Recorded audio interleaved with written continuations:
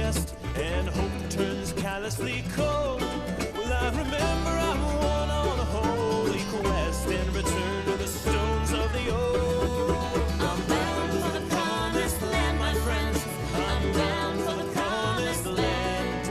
Oh, who will come and go with me? I'm bound for the promised land. I'm bound for the promised land, my friends. I'm bound for the promised land. Oh, who will come and go with me? I'm bound for the promised land. 'Cause I'm bound for the promised land.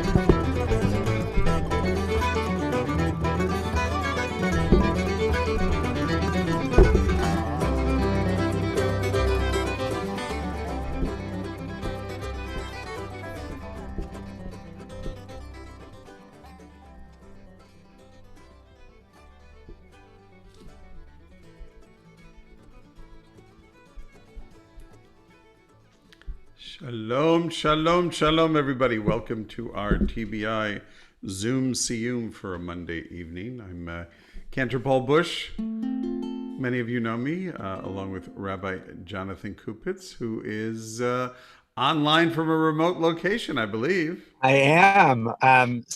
Sorry if the sound isn't as good today. We are in Mammoth, but the internet is out in our neighborhood, so I parked in a parking lot outside a cafe to borrow their internet, so I'm broadcasting from my car.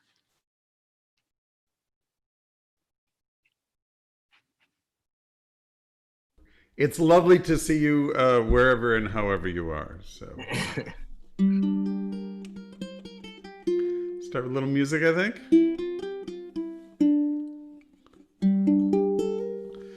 I yiddy die, yiddy die, die, die, die, die, die, die, yiddy die, yiddy die, die, yiddy die, yiddy die, die, die, die, die, die, I yiddy die, yiddy die.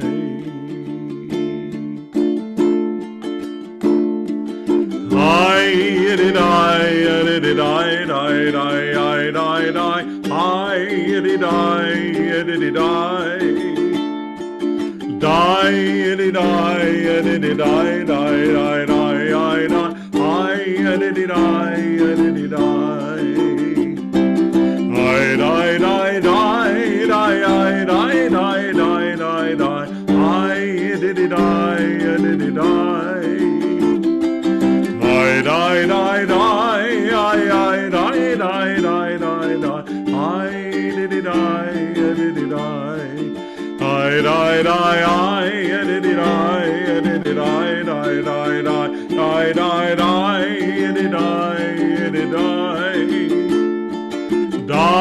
die, did die, die, did die, did die, die, die, die, die, die, I did die, did die. Join me. Die, die, die, die, I die, die, die, die, die, I die, die, die, I die, die, die, I die, die, die, die, die, I die, die, die, die, die, I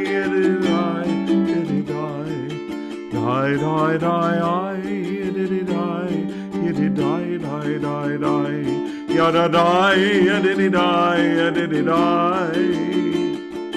Die, diddy, die, diddy, die, die, die, die, die, die. I diddy, die, diddy die.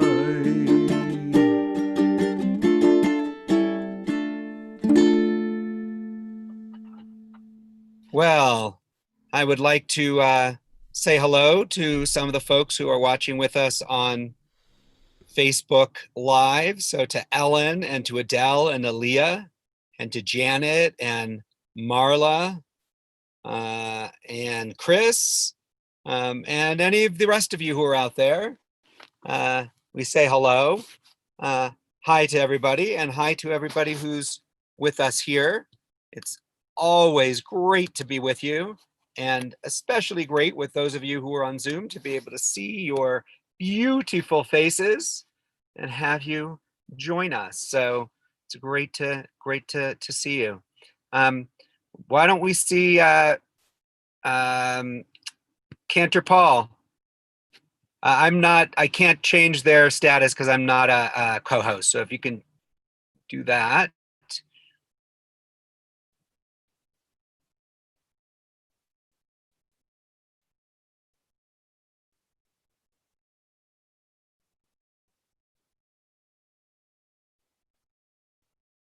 There we go. Okay. So Aurora, you ready? Okay, you can unmute yourself there. There you go. Oh, you had it. There you go. Hi! Hi. Were you eating some chocolate and this kind of chocolate? Wow. Is it yummy? Yeah. That's good. What did you do anything? What did you do today? I don't know. Did we we got gas? We got gas because we were gonna go somewhere. You were gonna go somewhere? Did you go somewhere or no? No, we're gonna go somewhere in a few days from now. Oh, a few days from now. So you got some gas. Well, good. And I see your dad in the background there. Hi. And I don't see anybody else right now. I heard your mom's voice, but that was good. Well, I hope you have a great day to the rest of the day today, and I hope you have a great day tomorrow. Mm-hmm. All right. Becca. Go ahead, sweetie. Look at the camera. Come here. They can't see you. Come here. There you go. I helped mommy hang my underwear on the rack. Oh, drying. You help with laundry today? Yes. That was very good. It's always good to be helpful. What else did you do? Where'd you go? I went to the park and I brought Come sit all here. my stuff there. You went to the park. Did you get to play at the park? Yes. Good. Good. It sounds like it When was a we good day. started Back up. They going, can't see you. Come here. when we were there at the park, it was only me and Daddy. Oh, so it was special Daddy and Becca time, huh? Yes. Yes. Good. So great to hear. Anybody else want to say hello?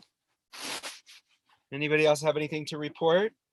I see that people are wishing a good evening and shalom to us on our Facebook Live. And I'd like to also say hi to Stephanie and Jennifer and Donna, who have also joined us there. It's always great to see you. I'm going to share a story. I'm now in the place that stories are beginning to repeat because we've been doing this for a long time. But I will share a story with you nevertheless. Once, many years ago, in a small village, there lived Reb Chaim, the richest man in the village, and Reb Yankel, the poorest.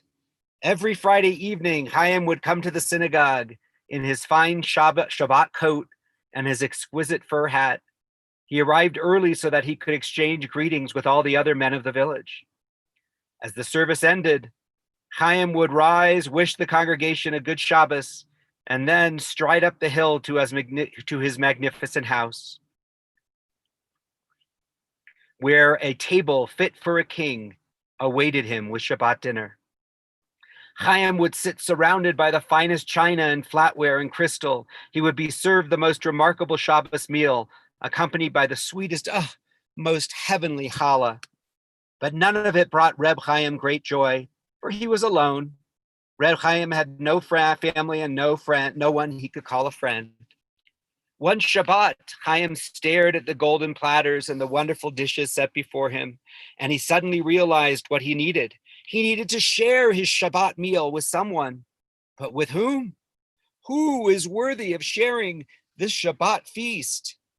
Only God, he decided. Let God share my wonderful Shabbat feast. And a plan took shape in his mind. Bring me the baker, Chaim called out. The baker emerged from the kitchen. Yes, sir, inquired the baker. Is something wrong? Wrong, no. Your challah is divine. Next week, I would like you to make me 2 extra challahs. Make sure they're your very best. Pack them up for delivery before I leave for synagogue. Yes, sir. My very best, replied the baker. The next Friday evening, Chaim left for the synagogue unusually early. He wore his Shabbat coat and his fur hat, and under his arm he carried a package still warm from the oven. He entered the synagogue before anyone else and approached the Holy Ark. He stood for a moment in prayer. Master of the universe, each week I enjoy a magnificent Shabbat meal. This week I want you, God, to share my feast. I want your Shabbat to be as good as mine. I have brought you challahs. Even you, God, have never tasted challah so good. I hope you enjoy them. Shabbat shalom. And with that, Chaim opened the ark, removed the challah from his package, and tucked them behind the Torah scrolls. He closed the ark, and as people began to enter the synagogue, he took his place in his customary seat. Yankel also went to the synagogue that Friday night, but Yankel, the poorest man in the village, always arrived late because he tried to squeeze every last bit of work into the final minutes before Shabbat came. He always came to the synagogue in his dirty work clothes and always sat in the very back. Normally, Yankel would hurry home after the service. He lived in a tiny little house at the edge of the village with his wife, his children, his wife's parents, his wife's widowed sister, and assorted nieces and nephews, all of whom Yankel struggled to support. Normally, he would enjoy the hugs and kisses of his family as he washed and readied himself for the Shabbat meal, no matter how small the meal. Yankel cherished the spirit of his family's Shabbat table. Tonight, however, Yankel was in no hurry. It had been a very bad week, a bad month, a bad season. Each week, Yankel's family had less and less to eat. And tonight, he could not bring himself to face his children over an empty table. So he sat in the synagogue as everyone left. And when he was alone, he approached the Holy Ark, stood a few minutes and offered his prayer. Rabbono shel olam, Master of the universe, it's Shabbat. How can you let me go home to see my children hungry? You know how hard I work. You know that I have nothing to bring home. Without your help, dear God, I don't have the strength to go home. Without your help, God, I refuse to leave the synagogue. And with that, he slammed his hands on the doors of the Holy Ark, and the ark opened up, and out rolled 2 beautiful, golden, warm challahs. It's a miracle, shrieked Yankel. Thank you, dear God, thank you. Yankel ran home and placed his challahs on the table. The family was astounded, and Yankel declared the challahs a gift, a miracle of God, an answer to his prayers, and they ate and they celebrated. It would be difficult to measure where there was greater joy that Friday night, in the tiny, poor home of Yankel, whose children had never tasted challah so sweet, or in the mansion of Chaim, who ate and drank and sang his prayers with a new spirit. The following week, the same thing happened. Chaim ordered his baker to make 2 challahs, pack them for delivery. He put them in the ark. And later, Yankel showed up at the ark after the service, banged on the doors, and 2 warm challahs came rolling out. Well, it was another miracle, and he danced his way home. And this went on for a full month, and another, until a whole year of challahs had gone. Each week, Chaim placed his gifts for God in the ark, and each week, Yankel accepted God's miracle. It was the greatest year in each of their lives. And then something happened. The shamus, the man who took care of the synagogue, was running late and was preparing the Friday night service. Just before the service was to begin, he ran to the synagogue to do his weekly cleanup. And as he worked in the back of the synagogue, he witnessed the strangest thing. Chaim, the richest man in the village, approached the holy ark carrying a bundle. He made a quiet prayer and then placed the bundle into the ark. The shamus wondered to whom the challahs were for. So he waited to find out, and sure enough, as the service ended, Yankel came and approached the ark. He whispered a prayer, opened the ark, removed the challahs. The shamus began to laugh, startling Yankel. "You fool," he declared. "Wait, stay right here." And with that, he ran out, caught up with Chaim, dragged him back to the synagogue. When the two men faced each other, their faces dropped. The shamus laughed. "You, Reb Chaim, do you really think God eats your challah each week? And you, Reb Yankel, do you really believe that God hears your prayers and feeds your family?" The spirits of both of them were shriveled. They both trudged home.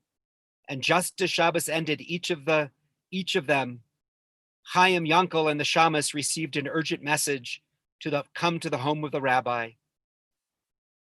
They came to the home. They were shown into the rabbi's room. The rabbi sat at his desk, shaking his head, groaning in sadness. He looked up at the men. He said, "I had a terrible dream last night. God was terribly angry and was ready to destroy the whole world because something precious and holy had been destroyed. So I pleaded with God to let me try to repair the miracle before the world was destroyed.